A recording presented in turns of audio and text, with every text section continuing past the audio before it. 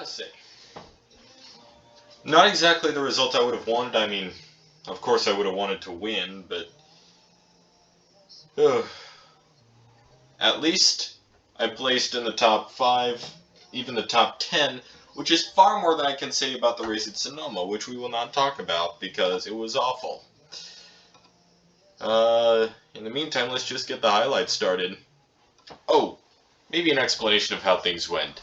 It was a very hit and miss kind of day, and okay, there's one thing that really kind of annoys me. I have the replay paused, but the blimp in the background is still moving. Watch. Watch the blimp.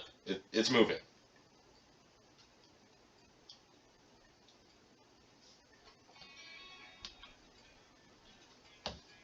Okay, enough of that. Let's just get into the race.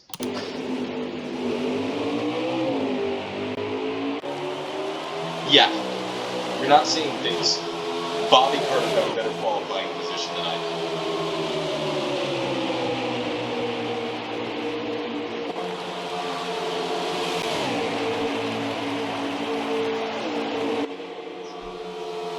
did. Joey Logano led most of the race. I led a few laps. Mostly a clean race. There was some contact. I right recorded the joint towards the end, which I do kind of feel bad about. But I've had so much today, I'm just thankful to be racing.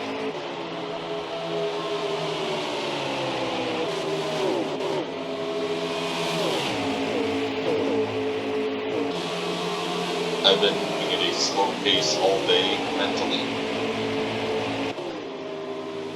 And then, yeah, you see, that guy qualified ahead of me.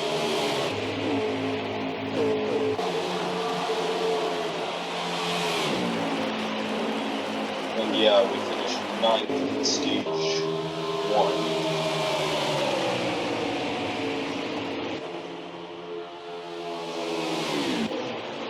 And then I always lost a crap ton of track position whenever I got out on a restart. By not taking the lead on the restart, we didn't exactly do ourselves any favors, but that, as you can see, was weird. Something went wrong with Ryan. He had to come to the pits. That was the last we saw of him.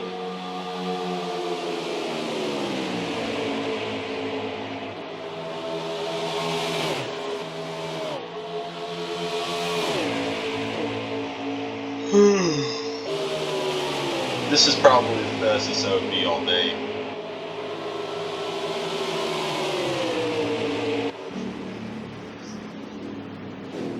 And then we win stage 2, which will give an additional playoff point.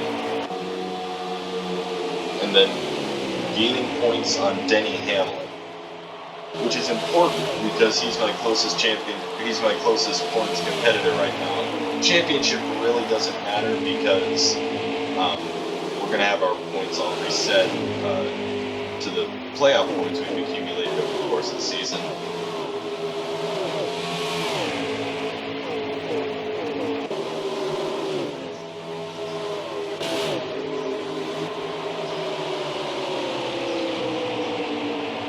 And then this is the part where Ricky Stenhouse Jr.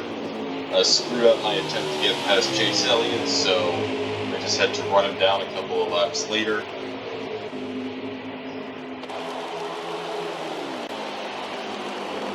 Oh.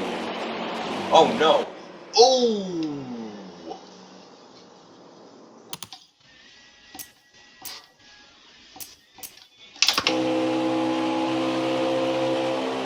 We can't do a full crash cam for this, but oh no. Oh, man.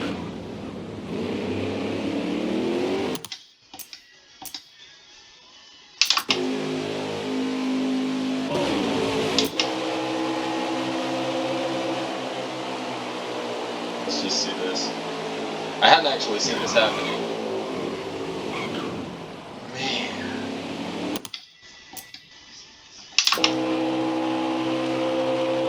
We're not going to do a timeline of this, but I just have to see. That was a brutal hit for both of them. I really wouldn't be surprised if that's what put him out of the race.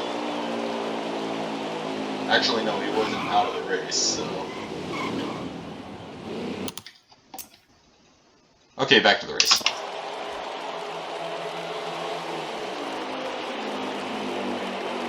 You can see Matt Benedetto just BAM! That severely deformed both his and Benedetto's car. And I pulled up alongside the Benedetto, Matty D, and, well, his car was destroyed. And yeah, I won't deny that this was my fault.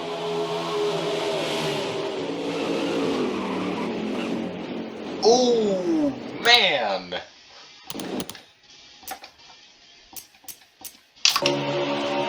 Yeah, we can do an accident timeline for this one. I will not deny that this one was my fault.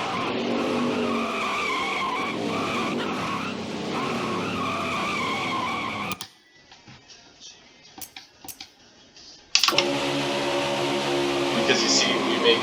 Actually, the initial contact was earlier, but make contact right there, somehow missing almost everyone until that contact, and then just gets smacked around.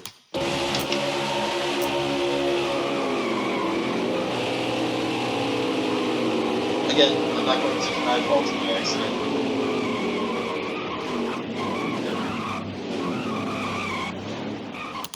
Not even going to try to justify it either. Okay, so you can see here, we've made initial contact already, but right here he starts to lose it. Snaps sideways, almost taking out me and my teammate Denny Hamlin, although if he had taken me out, I probably would have had it coming. Tokyo Drift right here makes contact with me, begins to straighten out, almost straightens out, starts to go sideways again, straightens out again, but he loses it one more time, and this time he won't get it back. Jimmy Johnson escapes to his outside, and Eric Almirola just brutalizes Corey LaJoie's front suspension. LaJoie goes up the hill, clips Clint Boyer, hits the wall, and then gets taken out by Christopher Bell, who is then hit hard by Quinn Houff, and hit once again by Daniel Suarez. And a final hit to LaJoie by Brad Keselowski. Now, I won't do this one right away.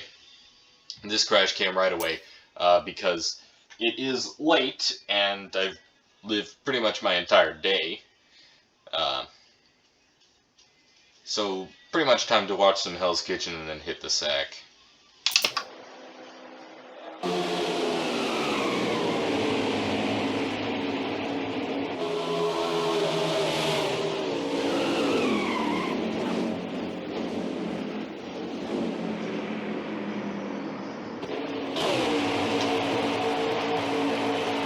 Making a pass for third place, which we would not keep permanently, as we would slide up the hill, lose a couple of spots, and then block Chris Buescher and say, don't even think about it.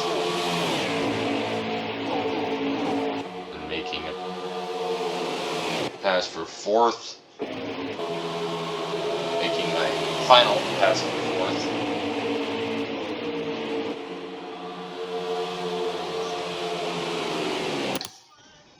And that's the race. I would clear Kyle Busch after this, finally, after quite a bit of frustration, and then go on to finish fourth in the race. So, yeah, and the final lap count was 134, which is why we're stopping it here. Anyway, winning the race for the first time this season is 22 of Joey Logano. Once again, Chase Elliott finishes in the runner-up position, with William Byron taking third. Wilson is fourth, teammate Kyle Busch fifth. Kevin Harvick took sixth with Chris Buescher in seventh. Denny Hamlin took eighth with Cole Custer in ninth. And finally, all four Gibbs cars in the top 10 with Eric Jones rounding out the top 10.